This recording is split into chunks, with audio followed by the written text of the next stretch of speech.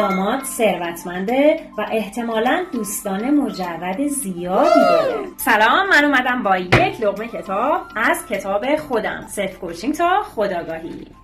استفاده از قدرت چرایی. هر کدوم از ما باید یه چرایی قدرتمند برای خودمون داشته باشیم. برای درک بهتر این مطلب، این مثال رو از 2 منظر بررسی می‌کنیم. فرض کنید شما خانم مجرد هستید و اضافه وزن دارید. همچنین می‌دونید که چاقی دراز مدت ضررهای جبران ناپذیری برای بدنتون داره. برای همین تصمیم می‌گیرید وزنتون رو کاهش بدید.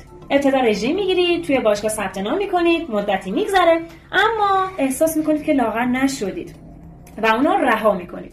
حتما واگویی‌های درونیتون هم میگه اصلا ژن من اینجوریه، من تلاش کردم ولی نشد و اونا فراموش میکنید. حالا بریم قدرت چرایی رو بررسی کنیم. در حالت دوم، شما ماه آینده به عروسی بهترین دوستتون دعوت میشید.